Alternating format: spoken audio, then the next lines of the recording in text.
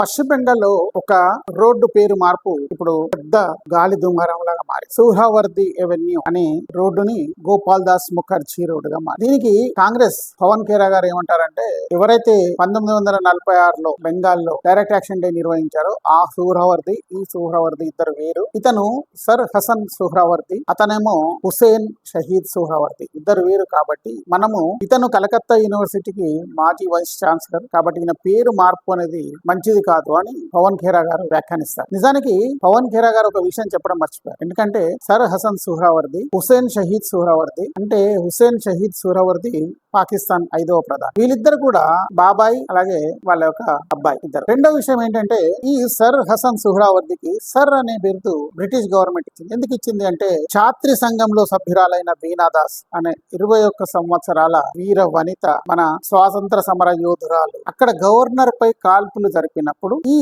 హసన్ సుహ్రావర్ది బీనా దాస్ ని బ్రిటిష్ ప్రభుత్వానికి పట్టించినందుకు ఈయనకి సర్ అనే బిరుదుని ఇచ్చారు. ఇదే కాకుండా బ్రిటిష్ ప్రభుత్వం ఏం చేసిందంటే, బీనా దాస్ యొక్క డిగ్రీని బ్యాన్ చేసేసింది. ఆవిడ అరెస్ట్ అయిన తర్వాత 9 సంవత్సరాలు కఠినమైన జైలు జీవితం గడిపిన తర్వాత బయటకు వచ్చి నా డిగ్రీతో నేను ఏదైనా ఒక టీచర్ గా జాబ్ చేసుకుంటాను అనుకున్నప్పుడు ఆవిడ డిగ్రీ పనికి రాకుండా పోయింది. దాని తర్వాత స్వాతంత్రం వచ్చిన తర్వాత కాంగ్రెస్ ప్రభుత్వం ఆమెని పట్టించుకోకుండా అలాగే ఊరుకుంది. 1986లో రిషికేశ్లో రోడ్డు పక్కన ఒక దయానీయమైన స్థితిలో ఆవిడ చనిపోయినప్పుడు పోలీసులకి ఈవిడ ఎవరు అని కనిపెట్టడానికి ఒక 30 రోజులు పట్టింది. అలాంటి బీనా దాస్ ఒక డిగ్రీని 80 సంవత్సరాల తర్వాత 2012లో కలకత్తా యూనివర్సిటీ నుంచి ఆమె డిగ్రీని తిరిగి పునరుద్ధరించారు ఆమె చనిపోయిన తర్వాత. ఇలాంటి ఒక స్వాతంత్ర సమర యోధురాలు దయనీయమైన పరిస్థితిలో చావడానికి, ఆవిడ డిగ్రీ పనికి రాకుండా పోవడానికి, అలాగే బ్రిటిష్ ప్రభుత్వం ఆమెను అరెస్ట్ చేయడానికి కారణమైన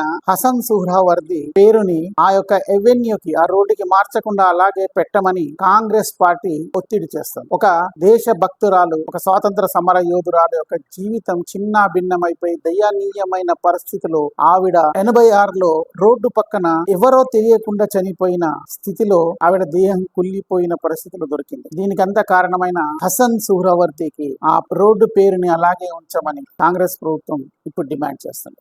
ఆలోచించండి. జై హింద్, జై భారత్.